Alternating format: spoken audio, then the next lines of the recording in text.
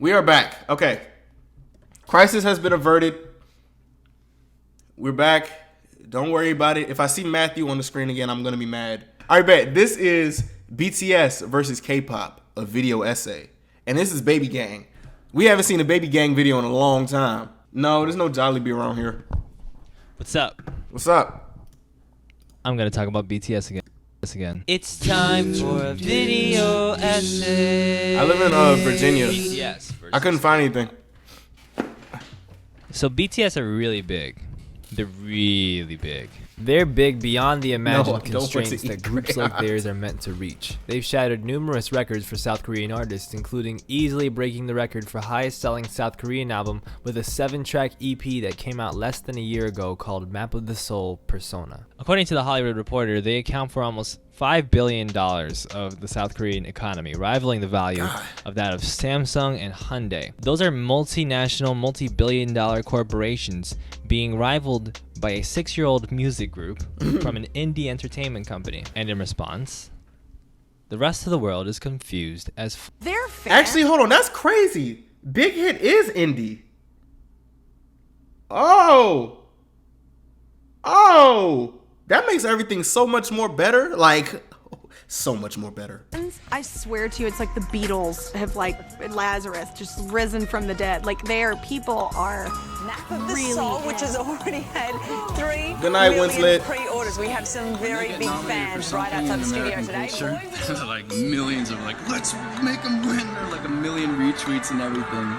It makes me and Shawn Mendes are like, how do we get this type It's pop music on crack. Is a Oh genre my god. of music, and in order to be a K-pop artist, you got to go through K-pop college. Thanks, Danielle. That's actually a real thing. Thank you for the 10. I It's got you. understandable that people would be confused. How could a music group whose primary language is Korean dominate international markets to the point of being the best-selling record globally in 2019 with one EP Indie is that independent. had one single? In order to understand, at least well enough, how BTS became this big, you'd have to have an understanding of South Korean history, the South Korean music industry, international hip-hop, and social media fandom at the least. And most publications either aren't able to gain these understandings or don't care to. So instead, most of the conversation focuses on one ostensibly understandable part of BTS's identity: K-pop. I mean, K-pop. after all, BTS are a K-pop group, right? Maybe? I think. You can't gain a true understanding about BTS's rise to success without understanding the world they came from, which is K-pop. The problem is, most people don't understand K-pop or BTS as much as they think they do. What do you think when you think of K-pop, casual audience member? I'd guess you think of screaming teenage girls, perfect looks and choreography, simple English hooks, and of course that spooky underbelly that every magazine and their mama has lined up to cover over the years. There are two problems with this. One, BTS have succeeded in great part due to their divergence from these common K-pop qualities. But when BTS and their success are constantly grouped in with K-pop by Western media, the people being introduced to them who only know those things are going to think that BTS success comes down to those things, which could be further from the truth, but still isn't really true. And two, K-pop is a lot more complicated than the ideas everyone has of it. Even the people that study and discuss Korean music It's lagging? disagree No. Why am I lagging? No. on their Alright, we should be good. definitions of what Okay. K-pop is and what the term K-pop even means. I've been tangentially in the media industry for less than 2 years and covering BTS for less than half a year.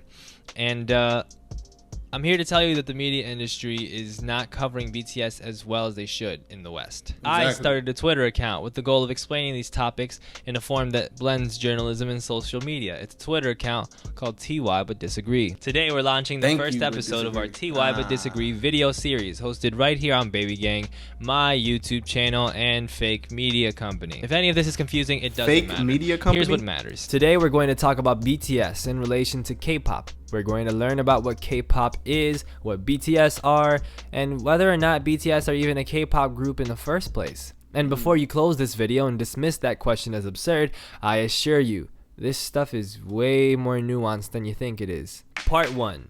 What is K-pop? Is K-pop a genre or an industry?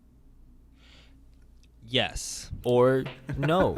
A 2017 article by TK Park on his popular blog Ask a Korean entitled K-pop is not a genre asserts that the term like the Jaden loosely Smith only tweet refers that's just to like popular candidly in music there. of Korea, which of course includes many types of genres and labels. Park mentions the rock group FT Island and the solo crooner IU. These two artists make different styles of music but can both be classified as K-pop. Therefore, It's K-pop funny because like over here, like pop music is just popular music.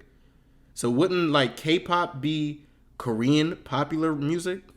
Like that's not really a genre. I mean, K-pop could be an industry. I don't know. Let's listen to him. can't be I a know genre, nothing. but I know more nothing. of a generalized classification.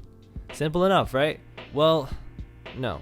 It's important to remember that genre classification in general does not strictly refer to musical stylings. At least, this is the assertion held in a response article by Lizzie Parker at the blog Beyond Hallyu from the same year, entitled, Is K-pop a genre? Yes. Yes, it is. That's the title. I didn't exaggerate that. Parker does not entirely throw out Park's valid assertion that K-pop is a loose classification meaning popular music of Korea, but contends that this makes it a genre all the same, as all genre classifications have this same looseness. Quote, no one actually uses genres to make concrete, definitive lists of specific kinds of music. They're relational terms we use so we can form an understanding of a piece of music. I remember I reacted to a little bit of this, and I don't think I ever finished it. I think. I don't know. It was a bunch of these BTS versus K-pop videos. Because, like, when I seen it, it was only, like, at, like, a little bit. So I was like, what did I even do to this? But often before we have listened to it, in relation to our existing cultural reference points, and further understand our and others' enjoyment, or lack thereof. As an example, the pop genre is the messiest classification you can imagine. Louis Capaldi and Lizzo both have two of the top songs on pop charts right now, as of my making this video, but one of them makes sad white boy folk pop, and another one of them makes funk, soul, and disco adjacent rap music. They're both pop artists in that they employ accessible music qualities. Period. They have catchy melodies, they've got accessible time signatures, conventional mixes, but from a technical standpoint and from a cultural standpoint, they couldn't be any more different from each other. Both authors make valid points. Given that K-pop basically means Korean pop, that means that this sloppy genre classification still qualifies in a way. The only difference is the subcategorization of this music being primarily or entirely created and marketed by the Korean music industry, mostly in the Korean language and mostly performed by Koreans or people of Korean descent. In the United States, genre classification has strong ties to racial and cultural barriers. As described by the musicologist Robert Fink in a PS Mag piece by Jack Denton, quote, the way genre works is to create categories that are partly musical, but also have a lot to do with the perceived identity of the artists and the target market. This could partially explain why K-pop is such a prevalent term in the United States, but is by many accounts used far less in Korea. Instead, the term idol music is used to describe what Americans typically deem K-pop, as in the groups and solo acts who create hybridized Korean songs with Western pop music qualities, and usually present with precise choreography and makeup. Now that we've deconstructed the term K-pop a little bit, let's talk about what idol music is and where it came from. In order to do that, a brief history of music in South Korea. Let's go! For centuries up until the late 1800s, Korean culture was shaped by Sino-centrist ideals, deeply influenced by their proximity and allyship with China. This led to the preeminence of Korean Confucianism, which entailed the emphasis on things like a stringent shared moral code in social situations, a respect for elders, and a necessitation of ritualism. Those rituals extend to the traditional music styles of Korea. Works which followed a pentatonic music scale, involved Chinese-derived instruments and garb, and included genres like pansori, which is a type of storytelling via vibrato-heavy, open-throated pentatonic scale singing. These styles of music involved very conservative performances. The body is still, the clothes are unrevealing of any flesh.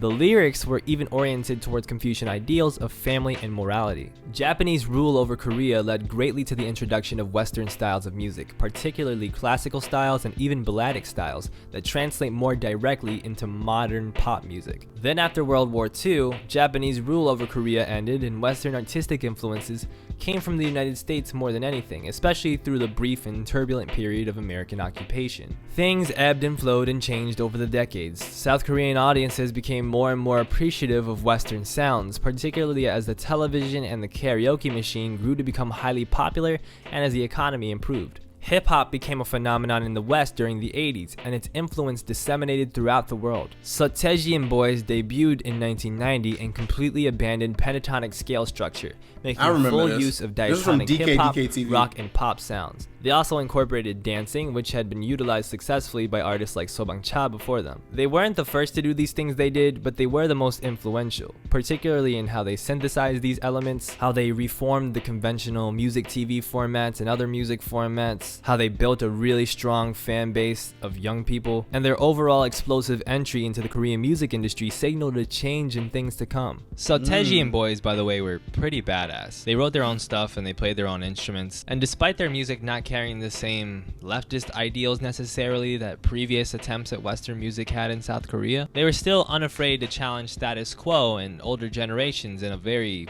un-Confucian way. Notably, I feel like I'm watching South like Korea you know when you go to high school and come back and they did like you say you graduate high school and you in college and now you learning something from high school, like you relearning it. That's what this feels like. Travel restrictions on its citizens. After Soteji, Westernization of Korean pop music accelerated quickly, with the rise of groups like HOT, who are considered the first idol group as they were the first to be scouted, trained, and put together to become a hit boy band, as well as the rise of Korean dramas like the big 2002 hit Winter Sonata. A sudden, drastic, and ongoing increase of intrigue in South Korean culture and art began globally. This phenomenon is referred to as Hallyu. As a side note, I recommend that those interested in Hallyu read Kim Buk-rae's Past, Present, and Future of Hallyu paper, as well as John Lie's What is the K in K-pop, which greatly informed this history section of the essay that I'm doing. In the former, Kim states the following of Hallyu and its focus of decentralizing Western culture by adapting it. Quote, under the current circumstances, the Hallyu boom is emerging in the modernized/industrialized East Asia, where people with an economic power have a strong desire to be the cognitive subjects of their cultural activities. In this context, Hallyu can no longer be considered a simple cultural acculturation, but a transcultural phenomenon, or a process of cultural power reorganization through the complex/dynamic movements of people, mass medias, and transnational capitals. Thanks to this eventual embrace and aim for perfection in the realm of popular Western forms, South Korea's economy is boosted drastically year by year by its cultural exports. Understanding Korean history teaches us a few things. One, that Korean culture is divided between past and present, between Western ideals and the remnants of Confucianist, Sinocentric ideals. While South Korean society still retains these moral codes and customs related to respect and ritualism, it's also being pulled quickly in the direction of more liberal, rebellious, anti-traditional ideas, in part because these ideas are fueling boosts to the country's economy.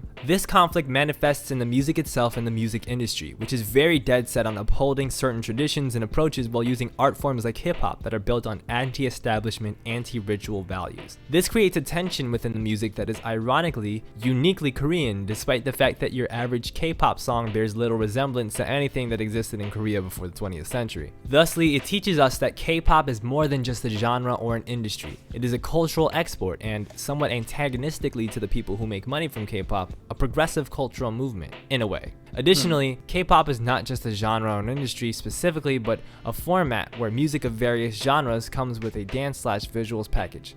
So yes, K-pop is a genre in a way because it speaks to a direct social cultural concept that relates to what we understand basically is Hallyu, and the underpinnings of South Korean society shifting as it balances the traditional with the progressive, the old and the new, both of which can be debated as potentially more expedient than expressive. What's funny and unsurprising is that the artists that seem to shirk conventionality and tradition the most, against the grain of what makes up most of this genre that's supposed to be export friendly, are the ones that become the most successful and the most exported. That can be said of Soteji, and it can be said of Psy, who very much did not look or sound like the hotties you'd see in HOT, but still absolutely shattered the international music market with 2012's Gangnam Style, a song which, true story, is actually a commentary about the nouveau riche young Koreans attempting to flex their material wealth and coolness like the kids in the city of Gangnam.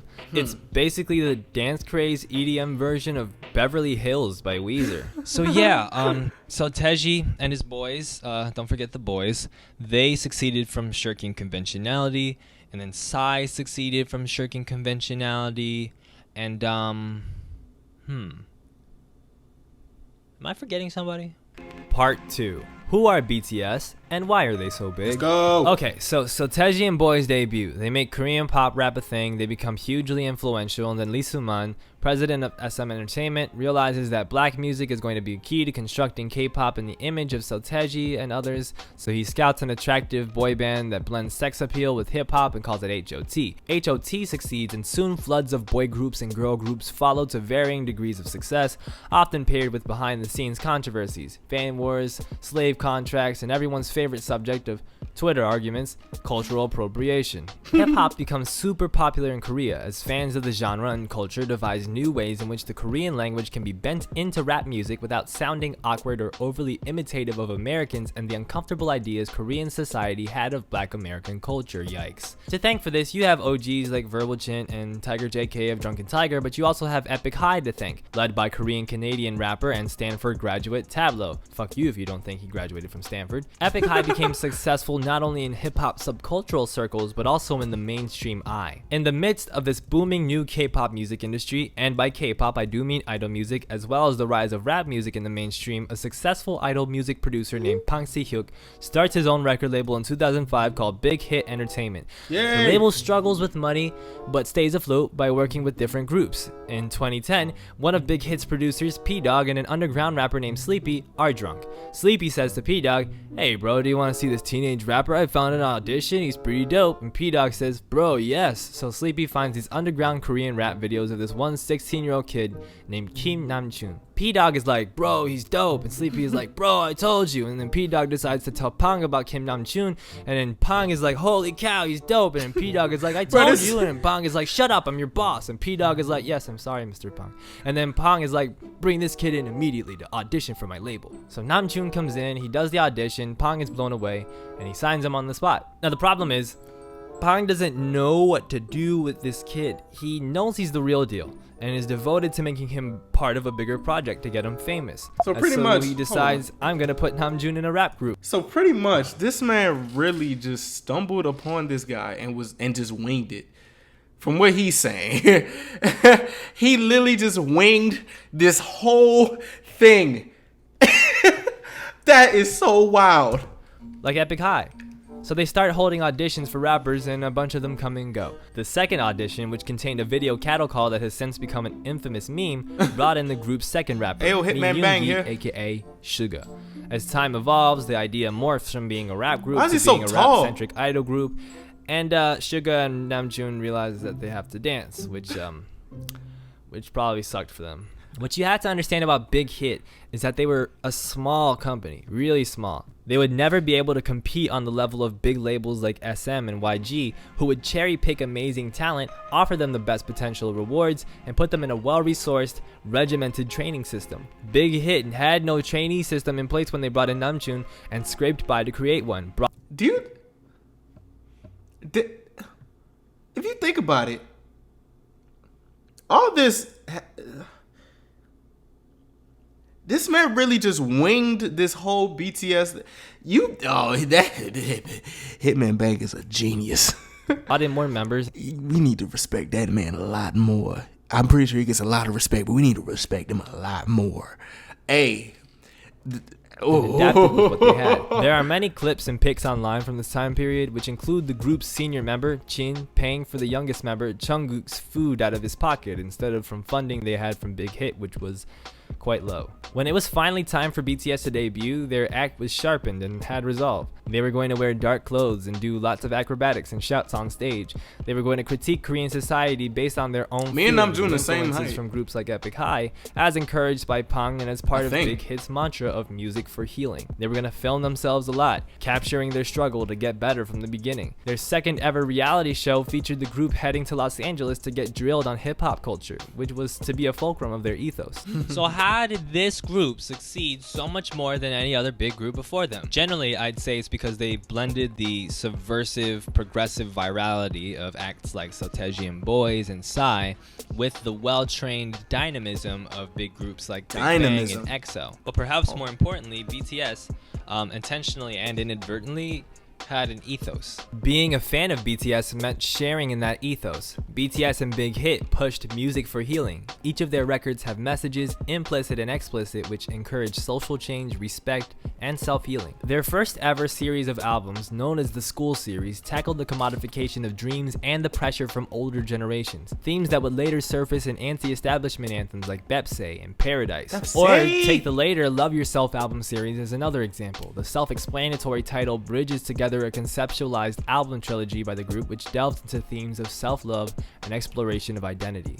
And bear in mind that this kind of stuff, the trilogies, the thematic through lines, that's stuff that hadn't really been done in this format at all prior to BTS, and became influential moving forward. These albums were not only written to appeal to young audiences, but to guide young audiences to happier, healthier lives. And in this way, BTS perfectly called to the duality we see in the history of K-pop, blending the exportable Western ideals of progressivism, expressivism, and rebellion with the Confucian ideals of respect and patience and morality. This is why older audiences as well as non-female audiences also highly approve of BTS, especially in Korea. They don't see the same facetiousness or consumerism in BTS's methodology. The general quality that gets brought up is authenticity or organicness, which are at their roots very confusing and toxic words but still feel apropos in describing the unique quality of BTS. Let's look at another article written by the aforementioned TK Park alongside author Youngdae Kim. It examines the boy band label given to BTS and how BTS compare with other boy bands throughout history,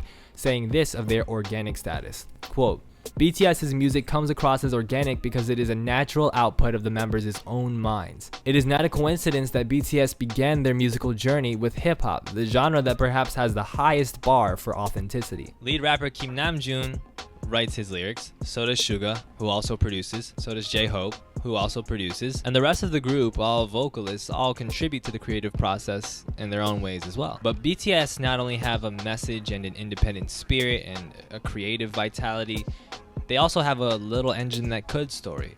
A feel-good tale about this one under-resourced group that stuck to their guns and ended up succeeding past all the other much more well-resourced, richer, more conventional groups. It's also worth noting that BTS's fan base is incredibly culturally and demographically diverse in general. It includes all genders, all sexual orientations, and all age groups. That's not to say that there aren't fans of other groups from all demographics, it just doesn't split quite as evenly as BTS's fan base does, usually. You see tweets from older married couples excitedly ruminating on seeing BTS live for the first time. These dynamics are not only unprecedented within K-pop, they're unprecedented to any boy band anywhere in the world, perhaps including the Beatles, whose pop work and more subversive work mostly engaged younger and artsier audiences, while BTS appealed to all age groups and interest groups. When you simply label BTS as a K-pop group or as a boy band and then paint their fan bases sex-crazed young women whose attraction to the group stems from physical attraction and general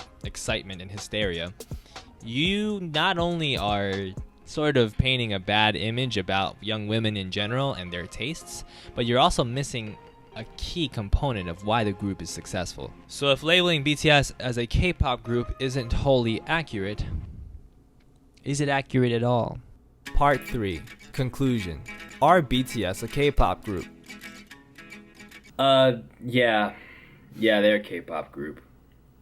At least I think so. You might notice that I am doing this a bit different from the rest of the video. That's because I recorded this part a few days after the original video was recorded, because I wanted to redo this part and make sure that I worded it correctly, make sure that I, came off the way that I wanted to come off and articulated the points that I wanted to articulate. At the end of the day, this is a pretty nuanced conversation, one that different people are going to stand on different sides of, and I don't take issue with anybody saying that BTS aren't a K-pop group, because categorization is pretty dumb and up to anybody to, decide. And also I think, it's pretty refreshing to hear that people want to take BTS and their achievements and put it in its own category. That's a beautiful thing in a way. I just think, for one, when you look at what BTS have done, from the fact that they came from the K-pop industry, that they accept Idol as a title, and they, you know, made it the center of one of their songs, one of their hits, Idol. And the fact that they've done, you know, reality shows and variety shows, first doing them on the network shows and then doing them on their own.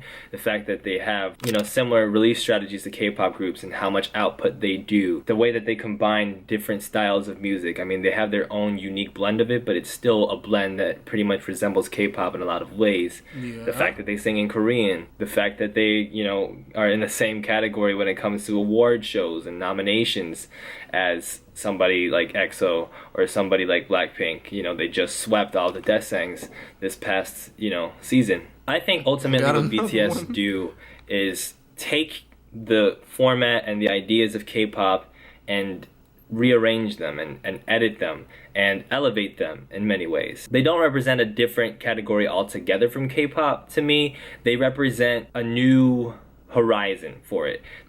To me, I would just say K-pop is just music that is sung predominantly in Korean. I wouldn't really say if it was an industry or I'm certain industry, because yeah. Like I would just like leave it at that. You know what I'm saying? Like Korean popular music to me would just be music that's mostly sung in Korean to me. Represent but there's always other pushing like the variables boundaries into of it, so. and opening up the definition of K-pop and blazing a new trail for different artists who want to do K-pop to see what they did and learn from them. They're changing the definition a little bit, is the blueprint. and they're opening it up, but they're not necessarily separating themselves entirely from K-pop. I think ultimately what the problem is here is not necessarily whether or not you can classify BTS as K-pop, because like sure you can. The problem is that people are so predisposed to categorizing them as K-pop before anything else. The problem is that people want to wash over the unique elements of the things that they do in order to just classify them as a K-pop group and attribute all their success and their glory to that. That's not fair and that's not smart. It's not smart even when you do it with other groups that have pushed the boundaries of K-pop, like a Soteji or like a 17 who write and produce their own music, like a G-Friend who are similar, like IU who does amazing conceptual work as well. I think that these people are not necessarily separate from K-pop, but you can classify them as so many more things than K-pop. You can classify BTS ultimately as a pop group or a pop rap group or whatever before you classify them as K-pop, because they belong in the same category as someone like Taylor Swift or someone like Halsey, who greatly respects and admires them, or Ariana Grande or Billie Eilish. I mean, these are the kind of artists that BTS find themselves in the same level of global success as. They're the type of artists that ultimately BTS are similar to in many ways, and yet because they're Korean and because K-pop is a part of their identity, it pretty much dominates the conversation unfairly. We are very easy going when it comes to classifying people regionally when they come from other regions, but not recognizing that we are regional artists ourselves in the United States. Yeah. That's kind of poorly worded, but whatever. Ultimately, I think that's the message of Idol, is that they are K-pop artists, and you can call them that, but you can also call them many other things. They're proud of that part of themselves, but to define them as that would be to be missing the entirety of the picture. And that's something that happens with media a lot. We categorize things very easily, try to attribute things in nice little boxes without recognizing the big picture.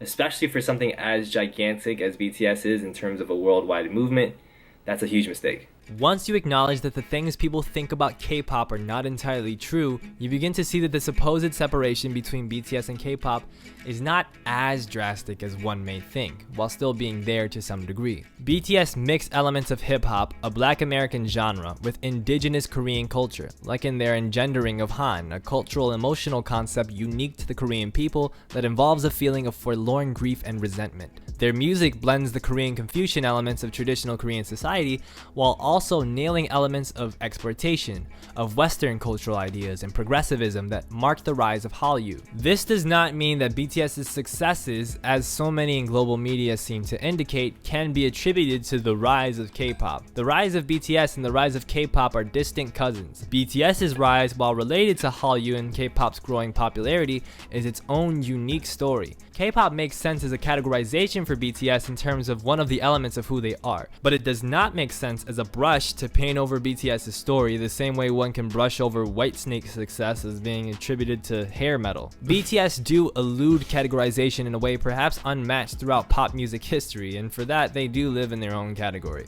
But that doesn't make them not a K-pop group.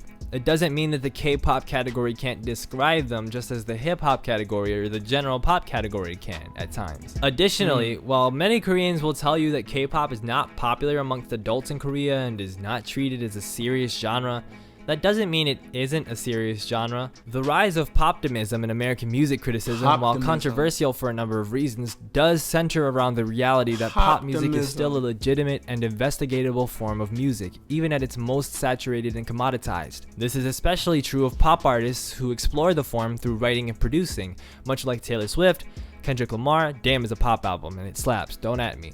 And of course BTS. I gotta disagree with you that, my friend. I don't know. Years before the climate crisis comes to erase civilization, we will be discussing BTS. We will be figuring out how to categorize them, failing, and then analyzing why we failed. And in the present tense, we have to continue to pressure Western media to cover BTS like the unique phenomenon that they are. Not as the symptom of a viral wave or an inhumane industry or a sex-fueled craze, but as a unique, game-changing group of artists. So much of the story of BTS is one of fighting K-pop, from dealing with accusations of faking sales numbers when their album eclipsed Big Bang's album in 2015, to dealing with waves of hateful fan comments you can probably find in videos that have the term BTS and hardship in the title. This extends to fighting the label of K-pop, a label so unfairly loaded it can instantly turn global audiences away. From conservative country boys in the south of the US, to the hyper-masculinist audiences from conservative countries in Latin America, to the leftist communities appalled by the spooky K-pop industry. That, by the way, is its own thing that we gotta cover right now. I've seen that video. We forget often that neither BTS nor K-pop can be properly and unilaterally defined. They both wield complicated semiotic experiences. They not only symbolize so many things, but the things that they symbolize differ greatly from person to person. In studying BTS, we observe how a person or group of people's categorization can be theirs to champion or theirs to destroy. How your category can both be the thing you feel you are the least and the thing you feel you are the most. I said that in such a deep and cool way. God bless me. God bless me for acting like I'm a smart person. We done. Get it off my hands. Off my hands. Thanks to everyone for helping me out. Thanks to Motivora. Get it off my hands. Off my hands. For the amazing support. I think she left. Check out our other videos moving forward and follow TY But Disagree on Twitter. I have been your host, Elliot Sang. If you have an opinion about this, and you probably do have an opinion about this, and you might be mad at me about what my opinion is, leave a comment. Be nice, but leave a comment. Or don't be nice. Fuck it. I can take it. Okay. All right, bye. Well, all right then. Oh, all right. Hey, shout out to Elliot. That was a very insightful video, and he used a lot of big words too. But what I would still say like, initially they are K-pop. They are a K-pop group because that's where they started, and they transcended into like being the biggest K-pop group ever. You know what I'm saying? I would just leave it at that. I don't know. I don't really think it's that bad to call them a K-pop group. Like, it's bad to like try to like go over all the accomplishments they had and just like label it just because it was K-pop. Like, they did all this shit on their own too. So like, this is just a big underdog story. Probably the greatest underdog story I've ever seen in my life, and I'm living in it right now. So, yeah. How do y'all feel? I don't know. This was really good. I like this.